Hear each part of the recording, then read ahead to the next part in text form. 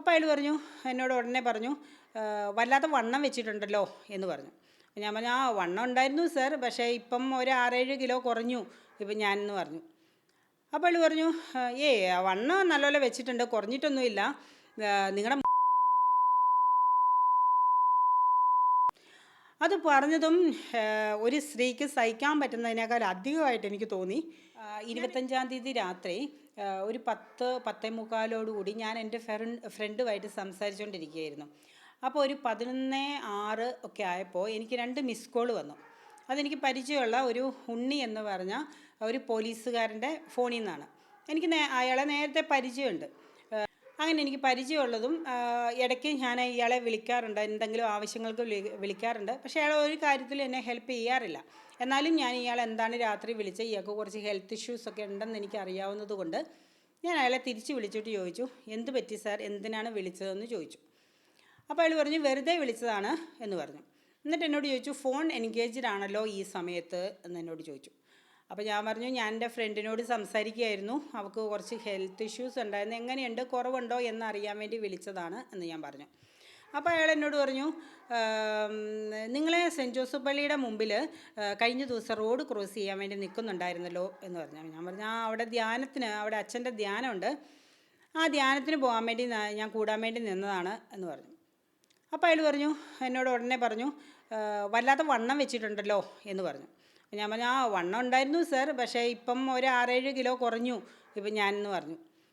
അപ്പോൾ അയാൾ പറഞ്ഞു, വണ്ണം നല്ലപോലെ വെച്ചിട്ടുണ്ട്, കുറഞ്ഞിട്ടൊന്നുമില്ല, നിങ്ങളുടെ അത് പറഞ്ഞതും ഒരു സ്ത്രീക്ക് സഹിക്കാൻ പറ്റുന്നതിനേക്കാൾ അധികമായിട്ട് എനിക്ക് തോന്നി. ഞാൻ എന്താ ചെയ്യേണ്ടതെന്ന് എനിക്ക് അറിയത്തുണ്ടായിരുന്നില്ല. പക്ഷെ ഞാൻ അയാളോട് മറുപടി പറയാതിരിക്കാൻ എനിക്ക് പറ്റുന്നുണ്ടായിരുന്നില്ല.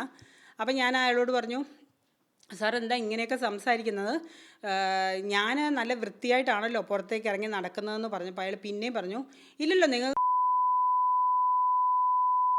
അപ്പം ഞാൻ അയാളോട് പറഞ്ഞു, സാറേ ഞാൻ വീട്ടിൽ പോലും അത് ഉപയോഗിക്കുന്ന ഒരാളാണ്, പിന്നെ പുറത്തേക്ക് അത് ഇറങ്ങുമ്പോൾ അത് ഉപയോഗിക്കാതിരിക്കാൻ എനിക്ക് മാനസികമായ ബുദ്ധിമുട്ടുകളോ അത്രയ്ക്ക് സംസ്കാരമില്ലായ്മയോ എനിക്കില്ല എന്ന് ഞാൻ പറഞ്ഞു. അതോടുകൂടി തന്നെ ഞാൻ പറഞ്ഞു,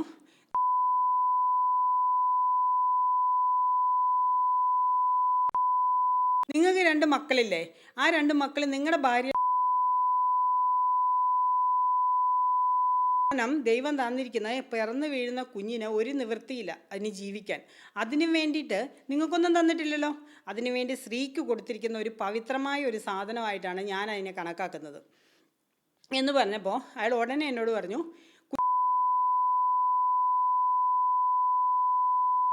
പിന്നെ ഞാൻ അയാളോട് സംസാരിക്കാൻ നിന്നില്ല. കാരണം എന്ന് വെച്ചാൽ ഇതിനോട് സംസാരിച്ചിട്ട് കാര്യമില്ല എന്ന് എനിക്ക് മനസ്സിലായതുകൊണ്ട് ഞാൻ ഫോൺ കട്ട് ചെയ്തു.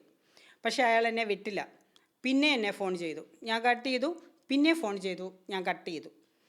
പിന്നെ എനിക്ക് ഉറങ്ങാൻ പറ്റിയിട്ടില്ല. ഞാൻ ഒരു 11-12 മണിയോ പിറ്റേ ദിവസം 11-12 മണി വരെ ഞാൻ ആലോചിച്ച് എന്താ ചെയ്യേണ്ടതെന്ന്. ഞാൻ പലരോടും ആലോചിച്ചു. അവരൊക്കെ പറഞ്ഞു ഒരു പോലീസിനെതിരായിട്ട് കംപ്ലയിൻറ്റ് കൊടുത്തിട്ട് ഒരു കാര്യമില്ലാന്ന്. പക്ഷേ എനിക്ക് എൻ്റെ മനസ്സ് സമ്മതിക്കുന്നുണ്ടായിരുന്നില്ല. എൻ്റെ മനസ്സിനെ എനിക്ക് അടക്കാൻ പറ്റുന്നില്ലായിരുന്നു എൻ്റെ സങ്കടം. അതുകൊണ്ട് ഞാൻ ഒരു പോലീസ് ആയതുകൊണ്ട് ഞാൻ നടക്കാവ് സ്റ്റേഷനിലേക്ക് പോയില്ല. ഞാൻ നേരെ കമ്മീഷണർ ഓഫീസിൽ പോയി സാറിന് ഞാൻ ഇത് എഴുതി കൊടുത്തു, കംപ്ലയിൻറ്റ് എഴുതി കൊടുത്തു. സാർ അത് വളരെ കാര്യമായിട്ട് തന്നെ എടുക്കുകയും സ്പെഷ്യൽ ബ്രാഞ്ചിലേക്ക് അത് കൊടുക്കുകയും ചെയ്തു.